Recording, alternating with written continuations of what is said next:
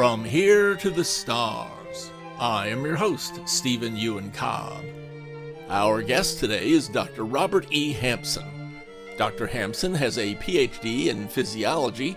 He is a professor teaching neuroscience and biomedical graduate studies. He also serves as an associate editor with the Journal of Neuroscience Methods and is a frequent reviewer for scientific grants and manuscripts. You are a research scientist and with a doctorate in medicine. You are literally a medical doctor, not what most people think of as a space scientist. What are some of the many ways in which your specialization can contribute to the goals of the IRG? Well, technically, it's a PhD. It's not a medical doctor. But what I do is I teach and do research at a medical school. So I do work in the field of medicine. So what that allows me to contribute to interstellar research of any sort is the concepts of what happens to the human body. In particular, my field of concentration has been with the brain. And there are a number of different ways that the space environment alters how our brains can work. The most obvious one is in the lack of gravity, we see a change in the pressure of the fluids in the brain. That's one obvious. Another obvious is how does radiation affect how the brain functions? But I actually trained in the field of physiology, which is how does the human body work? And it gives me an interest in other elements. How do we work in terms of reduced gravity or low gravity or no gravity in terms of the way our lungs work, our heart works, how our muscles have to get around.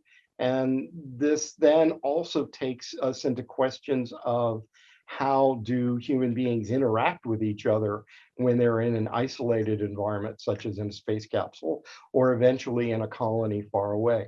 So a lot of my background with physiology, with the neurosciences, and with medicine comes in because the space scientists, we need everything. We need a way to get there. And then we need to figure out what we're going to do once we get there. And then we have to live there. And that's where I come in, how we live out in space. For over 2 decades, the ISS has been a marvelous testbed for studying the long-term effects of living in space, both of people and of the animals they brought up there, revealing how it changes the body and the mind. What are the medical effects on the human body and mind from living in space? Specifically, what are the bad effects and what are the good effects? And what can be done, if possible, to mitigate the bad effects? Well, the first bad effect is that living in the ISS is living in free fall.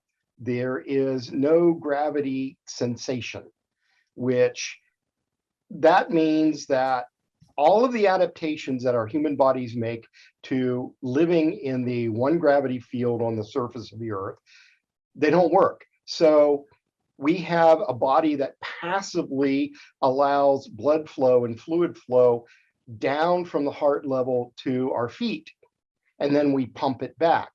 But in space, the heart actually has to pump the blood and the fluids to our feet, and then we can sometimes get passive flow, and we would still have the active pumping effects to get the blood back to the heart. What this means is that on Earth, fluids pool in around our legs and our feet. That doesn't happen in the ISS.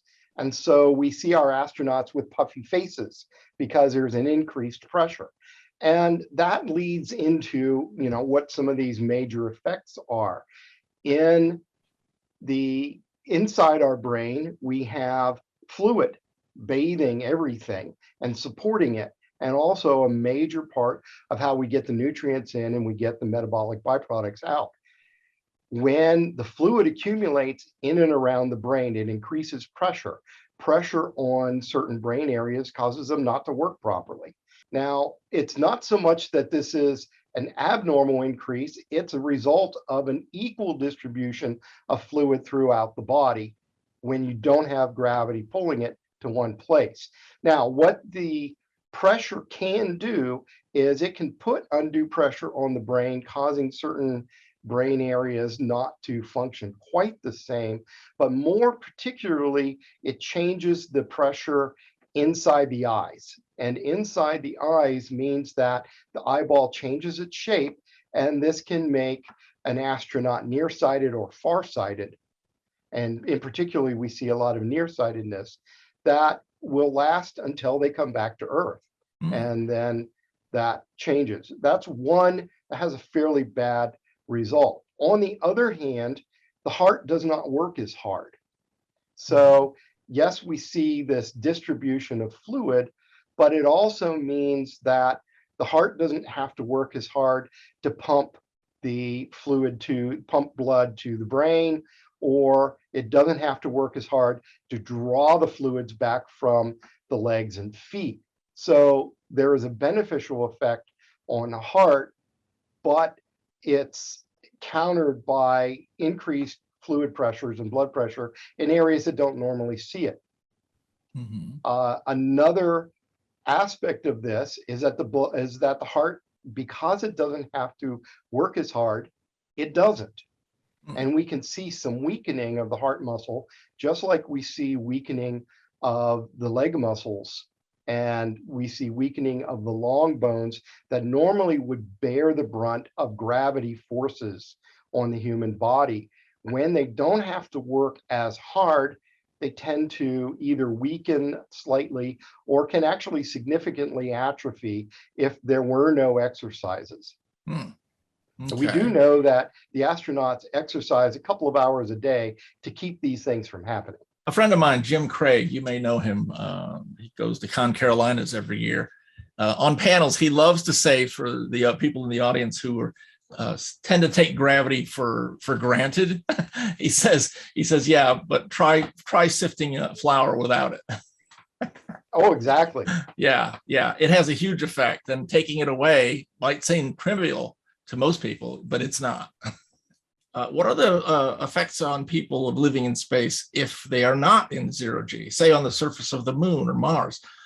Specifically, are there any effects that do not involve zero G? Oh, certainly. One of the things we have benefit of here on Earth is a very, very thick atmosphere and blanket of air that protects us from radiation. And we have two different types of radiation that we would need to worry about in space. One is the solar radiation, the solar wind, which largely consists of protons, hydrogen nuclei that have been stripped of their electrons and accelerated very fast. Now, those are light, small, and very, very prevalent. And one of the nice things about living near the Earth, if not necessarily on the Earth, is we still have the benefit of a magnetic field around the Earth that encapsulates and protects the ISS. And for a certain period of the month, it protects the moon as well. When the Earth is between the sun and the moon, then the moon is shielded from the solar wind, from solar radiation. It is not shielded from cosmic radiation. Cosmic radiation is a lot heavier molecules. Iron, silicon, and oxygen are fairly common. And these are atoms that have again been stripped of their electrons. And now you have very highly positively charged, heavy atoms that have been accelerated to very, very fast speeds. Fortunately, the amount of cosmic radiation that you encounter is much lower than the solar radiation. And so these are two conditions that are not associated with gravity that we would have to deal with out in space. On the moon, we don't have an atmosphere, and we don't have a magnetic field, but we do have the benefit of being in Earth's magnetosphere for part of the month. On the Mars, there is also not much of a magnetosphere, although there is an atmosphere. So we don't know yet how much of the solar and cosmic radiation is going to get through to the surface. We do have some indication from the instruments on our robotic explorers, but that is still something that we're probably not going to know all of the consequences until we have people moving around, working and living on Mars. Most people know to be afraid of radiation, but these would be, I think, relatively smaller amounts. It's certainly not nuclear war levels of radiation, but it still would have negative effects on people. Do we know what what kind of effects this would have on people? I mean, people are familiar with hair falling out if you're on, radiation therapy and stuff like that. But yeah, I mean, could you talk about that a little bit? One of my research projects in years past was studying the effects of radiation on the brain. There are instances of brain cancers in which it's not possible to operate, and it's not possible to provide a localized radiation, and so the entire brain area is irradiated. This starts to give us a view of what happens to the brain and to humans in the presence of radiation. So we know about massive amounts of radiation causing damage to our blood, to the blood forming tissues in the body, and changing our immune system.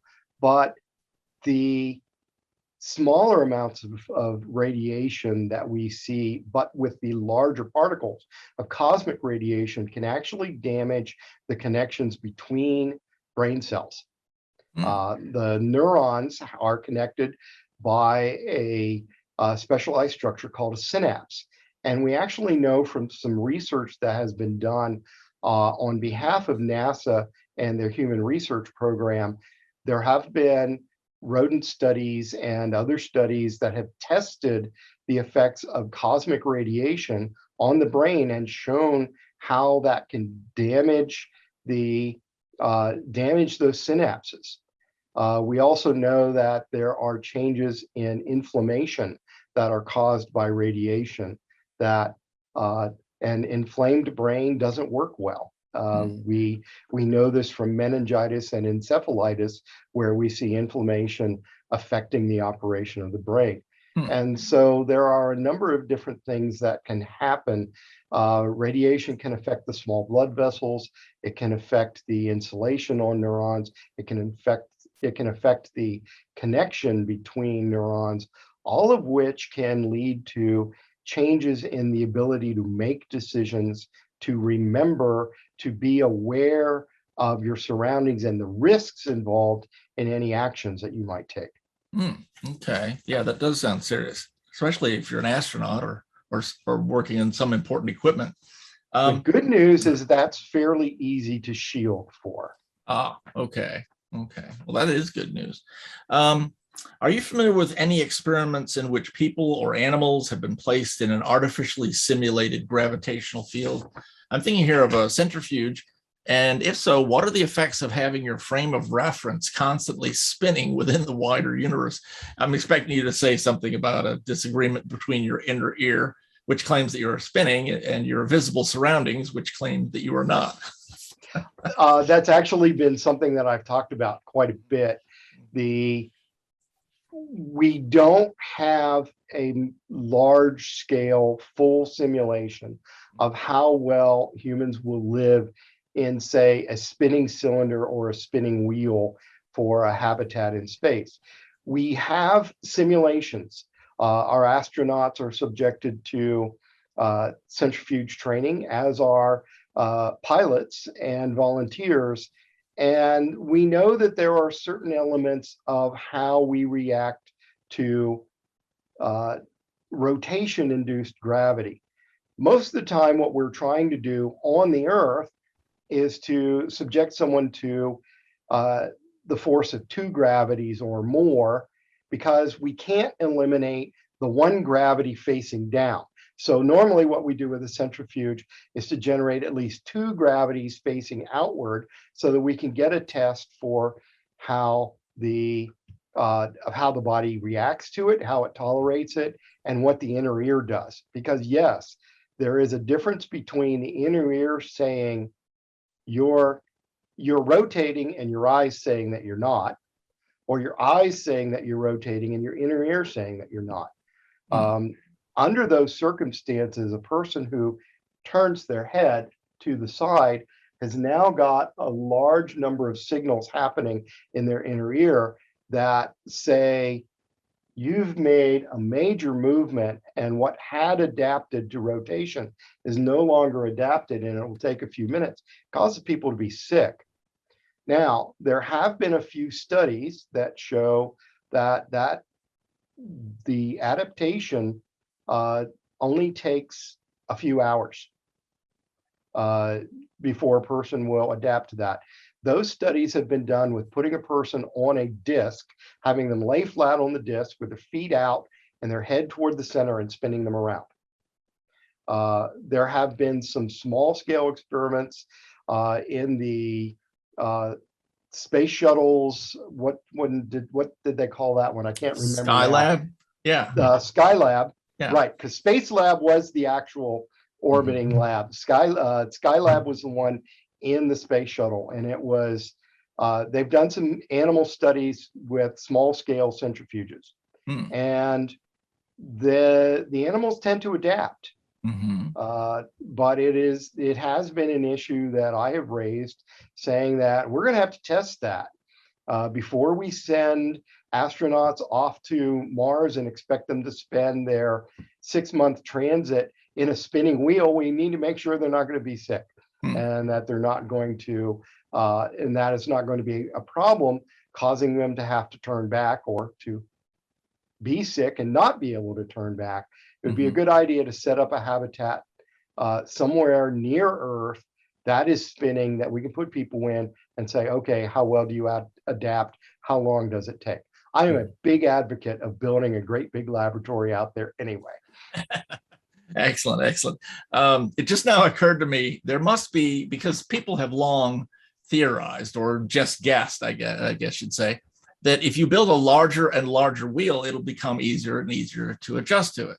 Well, it just occurred to me there must be some size that is comfortable for people, because they're currently rotating once every 24 hours. We live on an object that's rotating, so we're accustomed to rotation as part of our normal existence. Indeed, we're evolved for that. So there must be a size wheel that is acceptable. Well, certainly, if we build something the size of Earth, that will work just fine.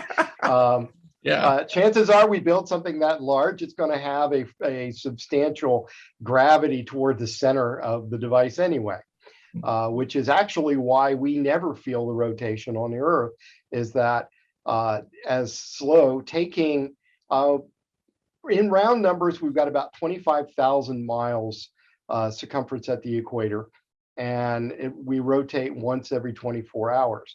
The centrifugal forces involved in that are so terribly low compared to the 1G of mass-induced gravity that we don't ever detect it.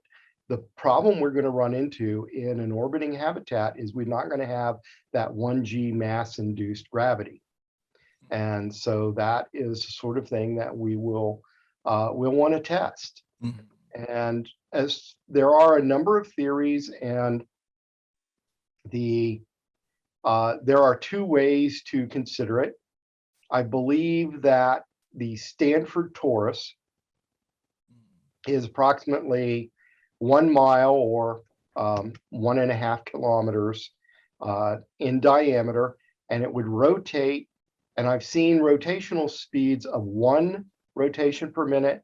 I've also seen rotational speeds of 3 rotations per minute. It does appear that 1 to 3 rotations should be something that the inner ear adapts to quite easily. But it doesn't change the fact that the larger the wheel, the faster the actual velocity is when you're at the ring. And that velocity becomes important, because what your inner ear senses is acceleration. So if you have adapted to facing straight forward in the direction of spin, just as I'm facing the camera now, if the line between me and the camera is the direction of spin, and I turn my head, then I have totally activated different semicircular canals that now have to accelerate from zero relative to whatever the rotational speed of the wheel is. So you'd have to get used to it all over again. So you have to get used to it all over again. Again, the good news is the fact that not one of those three semicircular canals is perfectly in line with what we think of as straight ahead. So they're all at just the slightest little bit of an angle. So they're all going to be experiencing some amount of acceleration and velocity all the time. That actually makes the velocity change, the acceleration, smaller. Okay. And that's why we think that it will, that any vertigo or other effects will adapt themselves out within just a few hours or a few days. Looking forward, concerning what we don't know about human beings living in space, what is it you feel that we need to investigate and find out? That is, are there specific experiments that you would like to see performed, maybe in zero G or on the Earth or on the Moon or on Mars? One of the biggest unknowns right now is how much gravity do we have to have? We know that one gravity is ideal, but as we get older, it would be nice to not have to experience one full gravity whenever we have to carry boxes up the stairs. Yeah.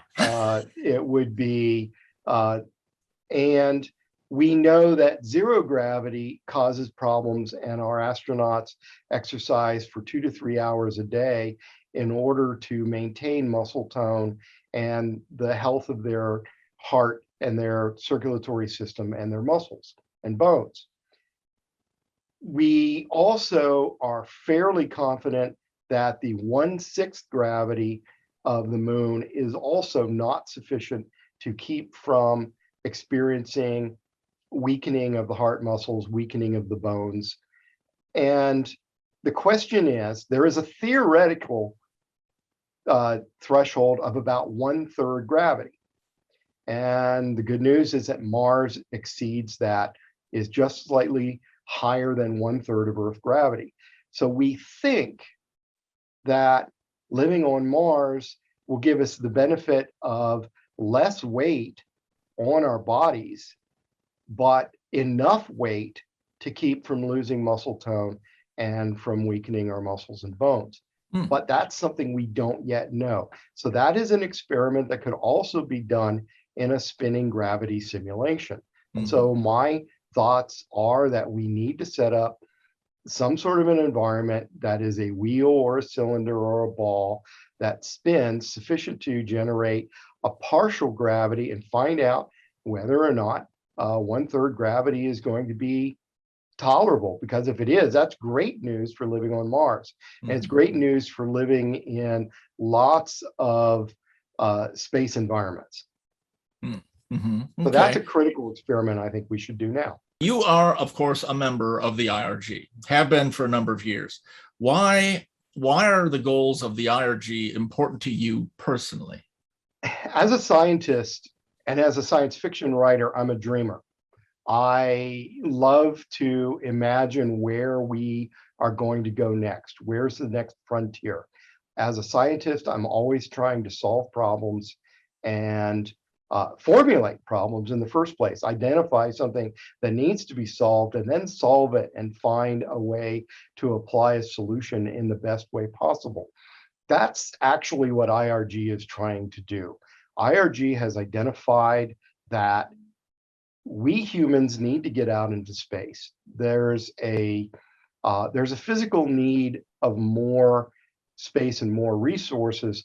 There's a psychological need for a frontier. And so in support of that, we've gathered engineers and scientists and dreamers to figure out what it's going to take. And in as much as we need to figure out propulsion systems and we need to figure out habitats, one of the other things we have to do is figure out how to convince other people that we need to do this. And how to meet the need for a frontier, which is why I think IRG is so important, because we do include the writers and the journalists and the students trying to inspire them, who in turn will inspire others to join us and to make this possible. It's funny you mentioned the word inspiration. It's in my very next question. I, along with many other people, believe that inspiration plays a big part in getting people to do things, especially to do things that are hard, like tackling big problems, like landing human beings on the moon and returning them safely to the Earth. Science fiction is almost universally recognized for its ability to inspire us toward achievements in actual science. You've contributed short stories to a whole host of science fiction anthologies, but you recently published a novel, actually several novels. If you would describe this most recent novel and its opening. So the human side has as its premise, aliens have come to Earth and they've attacked, and we are trying to, we humans are trying to figure out who the aliens are, what they want, and how to either hold our own or compete with them, or fight them off and say, go away and leave us alone. So one of the opening phrases is the idea that we find that, humans are not alone in the world, and going out into space is a dangerous place. And when the dangers of space come to us, we have to learn how to deal with them. So I have, in the human side, I take the point of view of 5 different either persons or groups. A surgeon who is going to hold the secret to being able to fight against the aliens, a combat medic whose job it is to be on the front lines, a father of teens who is who's basically a Boy Scout leader, and he's leading his family and a group out into the wilderness for an outback experience, and comes back into camp, finds out that the aliens have landed, and one of the first consequences was their hometown has been wiped out. And he has a lot to contribute. And an individual who works, laboratory technician who works with something that will turn out to be a critical item in the defense of Earth. And finally, the opposite, a person who decides the aliens are nice. The aliens are friends, and the only reason why we're fighting the aliens is because humans fought first. They reacted badly. And so this individual now is pursuing a goal, an admiration or even worship of the aliens. What runs through all of this is we've never actually seen them at this point. The only thing we know is that they threw rocks at us. And so the danger and the opening of this story starts off with the idea that even if we don't go into space, space can threaten us. And we know that the Earth and every planetary body and every moon in our solar system has been hit at some point by meteors, by asteroids, by comets, by some sort of spatial debris. And the craters are huge. If we ignore space, space is not ignoring us. And so that's actually kind of the premise behind the human side. I do have a couple other novels in another universe where the aliens show up and they're somewhat friendly, but they hire humans to go out and do their fighting for them. And I get to play around with a lot of concepts of what creatures are intelligent, what defines intelligence, and I also get to play around in the world of brain implants for brain-computer interfaces, which has also been another interest of mine. Well, thank you for taking the time for the interview. It's great stuff. Oh, appreciate it. Okay. Yeah, always a pleasure to talk with you, Stephen. It really is.